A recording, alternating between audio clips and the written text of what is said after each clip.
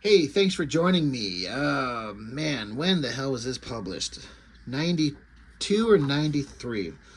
March of 93, although the signature on this down here says Bagley and 92. So he must have drawn this if he's signing it in 92, but this is saying March of 93. I know there's a couple of months difference from the indicated published date versus when the art was made. But anyway, end of 92, beginning of 93. This is celebrating the 30th anniversary of The Amazing Spider-Man #1, issue 375. And it's weird to think back at the end of 92, 30 years. And like it's been more than 30 years since this comic was created. So it's longer now from the point of this comic being published to now than it was from the published date of this comic to when Spider-Man was created. It's crazy to think about how long he's been around. When I was a kid, it felt like Spider-Man had just always been around. And now I was born in 77. I think Spider-Man was created in 66. So he had existed, but he'd only been around for like 10, 11 years, right? That's kind of nothing. But he felt like this ancient artifact of a character that's just always existed. I've mentioned this before. It's just interesting to kind of go back and think about when these characters were created, how long they were around, especially back in the 90s when so many of us were getting into comics. Like they'd only been around for 30 years, and now it's 60 years. And I mean, I just turned 49 as of this recording, like 1 week ago. I just turned 49, and the ticking of that clock is pissing me off. It's just wild to think that I've been reading comics that long, and like I've been reading them longer than this character has existed since I first knew about him, or even just when I was born. If that makes sense, I hope you're getting what I'm talking about. It's just weird, but it always feels like Spider-Man has always existed, and he was this old character. But man, the hyper popularity of this guy, like there's no disputing how important Spider-Man is to the world. And so issue 375, gold foil cover. You know, these were eventually got a really bad reputation in terms of the cost. Like this book is $3.95, $4 for this thing. But I gotta be honest, looking at them, I kind of have a fondness for it. I like it. It stands out. It looks kind of cool. Mark Bagley drawing it. Spider-Man versus Venom, the final confrontation. It's just wild. Reprint of the cover to the first issue of Amazing Spider-Man. Very cool. So it's picking up at a storyline that was going along, obviously. Spider-Man, well, his parents. I guess this is a storyline that was Spider-Man thought his parents were dead. That's the version of the character I always understood, is that he was raised by, Uncle Ben and Aunt May, and his parents were dead. But in this story, they're alive. But they don't know that Peter Parker is Spider-Man, at least according to the story. And Venom, he knows that who Peter Parker is. And so Venom has captured them to protect them from Spider-Man. But he also understands that they don't know that Peter Parker is Spider-Man, so he's trying to avoid telling them that so he doesn't break their hearts. It's convoluted. Mark Bagley, at this era, I did not appreciate him. I didn't learn to appreciate him until I was reading him on Ultimate Spider-Man, where I became a huge fan. And I come back and I look at it, it's essentially the same artist. He's still the same guy. He's a workhorse. He can do it all. He didn't for a long time exactly have a dynamic, exciting style. He just kind of had like I'm just going to tell the story. I'm not going to try and wow you with crazy visuals. But the era, the 90s, were kind of demanding you push the visuals. And he gets into that and does pretty well. But yeah, like I was saying, I didn't really pay attention to him in this era. Looking at it now, he's just solid as hell. Like, you couldn't ask for a more solid, grounded, fundamentally flawless artist. It's just, if maybe you just don't like his style, and I don't know what to tell you. Venom, he's really good with Venom. I've always said I don't like the tongue, but if it has to be there, he makes it look really good. And the other thing that Mark Bagley does really well is the Venom suit, when the little black goop is like oozing off of him. He renders that so good. I know it's like a small thing, but to show like the oozing, flowing nature of the black symbiote costume, it's really interesting. I really like it. But yeah, he's captured Peter Parker's parents. It's a lot of alliteration, and Meanwhile, Spider-Man, he'd been in a fight with Venom already. His clothes are tattered. He has to try and track down his parents. He doesn't know where to go. He's not having any luck as Spider-Man, so he's like, maybe I'll have luck as Peter Parker. So he stops in at the Daily Bugle. Excuse me as I hiccup. He stops in at the Daily Bugle and tries to see if he can get some information. Meanwhile, J. Jonah Jameson is hitting up Silver Sable and the Wild Pack. He wants him on a job, I guess, to hunt down Venom. And so Jameson is looking freaking evil. But he's got plans, whatever. So Peter Parker, he goes digging, and he finds that Eddie Brock used to be married to this woman. Her name's here, Anne, or Annie. Which I didn't know. I don't remember this story point, honestly, that Eddie Brock used to be married. So Spider-Man goes and finds her, scares her, and she doesn't want to help him. But he's like, look, I need you to listen to me. This is important. Eddie's doing some evil shit. I need your help. So she kind of gives a breakdown of their story, how they met, they were young, they were in love, but then the whole story that Eddie Brock was a fraud and lied about a story, and Peter Parker did the whole thing where ratted him out and set up the scenario where Eddie Brock hates Peter Parker and Venom hates Spider-Man. They join together, blah, blah, blah. We all know the history. But she explains that. And while she's having that, she's explaining that the young, sweet boy that was Eddie Brock that she fell in love with, the boy was gone. And she says, but I still remember how his eyes used to shine when he'd take me to a fair or an amusement park. Thrill World was his favorite. Funny, I don't think I've ever told anyone that before. Spider-Man's like, thanks, lady, you made a difference. So Spider-Man takes off, and Annie, the ex-wife, she's like, oh, I wish I could help out. Maybe I can do something to help. So she jumps in a car to follow Spider-Man, I guess. But so Spider-Man's like, you know, this could be a waste of time, but I'm here at this, I wonder if it's an abandoned amusement park. There's always an abandoned amusement park, right? Like this is Scooby-Doo. But Thrill World. And he's like, well, she said he used to like to come here. It's part of his childhood. In his obsession with his parents, maybe he would bring my parents here. It seems like a stretch, but of course, he's completely right. That's exactly where they're at. Eddie's in this room, and his symbiote is like looking out through the ventilation here and is letting Eddie know that, hey, Spider-Man's here. So Eddie takes off. The parents are getting some piece of broken glass, you know, using it to cut the spider webs off so they can get free. So Spider-Man's searching the amusement park area, and it's snowing, it's windy, it's cold. And Eddie shows up, and for some reason he puts on weird black outfit with the spider symbol still on the front. Why even bother? But he's like, hey, you found us. And Spider-Man's like, you better not have hurt my parents. And Eddie's like, hey, I didn't want you to hurt them. I'm protecting them from you. You suck. You ruined me. And I'm going to beat your ass to death. And so he forms into Venom. And again, the way that Mark Bagley draws the Venom symbiote gooping over his face, I swear no one draws it better than him. It looks like a really weird, goopy, flowing thing with the way it's forming over his face, but then just these little bits of these little flowing parts of it up and around him. It looks amazing. But while he's getting ready to beat Spider-Man to death, Annie, she followed him. She shows up, and she's like, Eddie, and he turns and he looks, and he sees his ex-wife, who he's still fond of. He's like, hey, babe, you look great. Meanwhile, a van shows up, and a bunch of people get out of the truck. So they're talking, and Annie is distracting Venom, and she's like, I don't know, maybe there's a new start for us. Maybe you don't have to be evil Venom. And he's like, I don't know. Boom. Eddie gets shot in the back. He's like, a sonic blast from behind, and who is it? This is the Wild Pack, and they look like a bunch of fucking douchebags.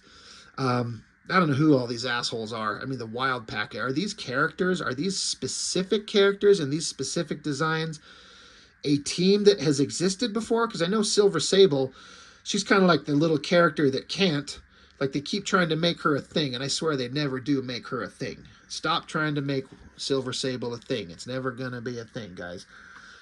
But they show up, and they've been hired to bring in Venom. And that's what they're going to do. So Eddie, of course, Venom, he's like, you did this, Spider. You did this. And Spider was like, I didn't fucking know these guys were coming. Like, you dumb, stupid idiot. I didn't know this. So, of course, Venom attacks Spider-Man, socks him a bunch of times, and leaving himself wide open for the Wild Pack to shoot him in the back again. And this guy says, end it now, Battlestar. So this guy's coming along. Battlestar. I'm like, Battlestar Galactica? I love that show. The reimagined show, not the original. But I'm like, is this the guy that showed up in that awful Falcon and Winter Soldier? Is this him that ended up getting killed? That storyline with John Walker and Battlestar was the only good part of that show. Anyway, they're fighting him. Okay, great. And Spider-Man has to get out of the way because bad guys are shooting at them too. So Spider-Man's taking out some of the Wild Pack. Venom's punching them. And they're setting up that they're smashing into the rides and structures that are around there. They're weakening the structures. It's a story point that's going to pay off. Bad guy gets behind Venom. He's got a flamethrower. And I kind of keep forgetting that besides sonic blasts, fire is like the only thing that can really hurt Venom. So he shoots the fire thrower at him. Venom jumps over it, grabs the guy, throws him into another one of his buddies. You know, if this was like a real monster, Venom would have just ripped his spine out. But, you know, these are comics for kids, so we can't show actual real violence. But now that the fire's out there, Peter's parents, they're behind fire. They could die. And Venom's looking at it. He's like, oh, shit.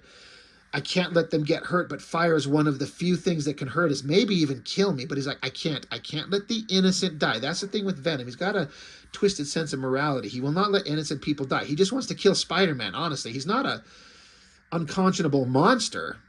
So here's a great shot of Venom by Mark Bagley. That thing looks great. I can't help but kind of notice. I'm like, I don't know why he would have the character's body breaking the panel borders over this panel here, but then not his knee. I feel like he should just draw his knee in. And this is like a dumb thing, but his little knuckles butted up against the border there. Maybe separate that so the tangent's not them touching. You know, some people probably wouldn't notice that, and I'm guilty of it in my own crappy amateur art. Anyway, but he jumps in there to save him. He grabs him, jumps out of there, and he's like, I'll protect you. So it's showing that Venom, you know, he's setting him up that he's not a monster. He saved Peter's parents. It's an important thing. Peter's over here still fighting one of the girls from the Wild Pack, kicks her right in the face. And then Venom shows back up, and the dumbass, he just keeps pressing the attack. Great shot of Venom attacking Spider-Man. And so, again, they keep destroying more of this amusement park. So Venom keeps tackling Spider-Man, fighting back. I like how Spider-Man socks him here and breaks some of his teeth out. That's kind of awesome. So Venom's ex-wife is getting Peter's parents out of there, but she's like, I have to go back. They're like, what the hell are you going to do? She's like, I don't know. Bam, look at this shot. Venom socked Spider-Man so hard, he flies way up through the top of this structure. That's pretty powerful. That's a good shot. Lots of energy, lots of power. Spider-Man swinging down, and he's just like, I wish fucking Venom would just go away. I'm so sick of this. But he's like, it looks like it's up to me. So Venom dives down. Spider-Man gets ready, shoots his webs, hits Venom in the chest. And so then Spider-Man swings him using his momentum to smash into this giant Ferris wheel structure. Again, showing that they're weakening this stuff. Spider-Man kicks him in the nuts, backhands him in the jaw, gives a double axe fist hammer swipe punch thing into Venom. It doesn't seem to be affecting Venom at all. Venom just grabs onto Spider-Man's face and goos his symbiote around him. Again, there is that Mark Bagley doing that flowing ooze that is the symbiote. I love it. It looks so good. Grabs him by the face, slams him down, lifts him up, slams him down, like just knocking Spider-Man's ass out. This art all looks really fantastic. He's holding him up. Spider-Man can barely move. He can't do anything. And then, of course, again, I think this is the third time that Venom gets shot in the back from a sonic blast from this Wild Pack bunch of douchebags. Because he's distracted. And then maybe that's the point. He's very single-minded. He's like Captain Ahab. He's like focused on this one thing at the cost of his own life. He gets shot in the back again and again. They're showing that his symbiote is getting blasted hard. And it's weakening him. And then, so this guy he's like, I'm going to keep blasting until he dies. And in theory, this could kill him if he gets to maintain the blast enough. Bam, baseball bat or something, whatever the hell it is, to the back of the head, knocks him out. It's his Eddie's ex-wife. She knocked him out. She's like, I can't let you kill him. So Eddie's over here, and the symbiote is oozing off him. It's weakened from the sonic blast. So he's like, all right, thanks, babe. Now I got to go back to killing the spider. Stupid Eddie is just so single-minded. He's like just making the dumbest choices. And so his wife is like, ex-wife is like, dude, like she's like, I just defended you so you could kill someone. You've got to stop. So she takes off running to go find help. But now everything that's been set up, the Ferris wheel structure, it snaps and it's falling towards her, gonna squish her, gonna kill her. So Eddie jumps out, but again, the symbiote is mostly off him, so he has only a small smattering of the power and strength that he should have. But he jumps in there, grabs the thing, and he's like, he slowed it down, but it's still dropping. The sound weakened my other, and I'm not strong enough on my own. So he's trying to save her, but he's not strong enough. It's not going to work. You obviously know what's going to happen. He's trying to save her. He's grunting, and Spider-Man jumps up there, and with their combined might, are they able to throw the structure off. And then, of course, magically, Venom's symbiote is just instantly fixed. It's back on him, and he's back to full power. Just that quick. Boom. It's fixed. Like, convenient. Anyway, he's like, Annie, are you okay? She's like, yeah, I'm sure. So then Venom turns, he's like, wonderful, because all that exercise has given us quite an appetite. So Annie says, dude, she says, they say you're crazy, but you've never been stupid. Don't you just see what Spider-Man just did? And he's like, he saved an innocent life. And she's like, yeah, like he always does, Eddie, just like you do. So she's trying to get him to see through his own insanity and stupidity and be like, look, he just demonstrated that he's not the monster you think he is, Eddie. So Eddie's like, so if we killed him now, all the innocents he might save in the future would die. He says, thank you, Annie. We were blind, but now we see. So Venom has the symbiote goo up around his head. He says, all right, Spider-Man, let's make a deal. This is funny to have this big, crazy, awesome, really well done shot for him just to say, let's make a deal. Does Mark Bagley draw the definitive Venom? I'm sure most of you are not going to agree, but it's pretty fucking solid. Like, I like McFarlane's original version, but this kind of works. Even though I don't like the tongue, it works. Great anatomy in the veins, great balled up fists. So great. Anyway, he's like, all right, Spider, let's make a deal. I love this shot of the side of their heads, especially the Venom with those giant teeth. It's just, the anatomy on the neck, connecting the shoulders, down the back, it's so solid. It's so well done. But he's going to make a deal with Spider-Man. He's like, look, here's the deal.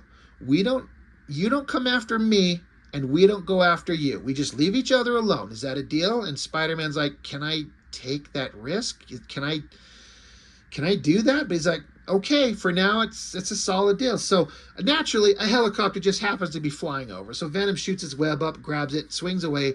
Spider-Man tries to shoot a spider tracer on him, but Venom sees it, busts it. He's like, no, not doing.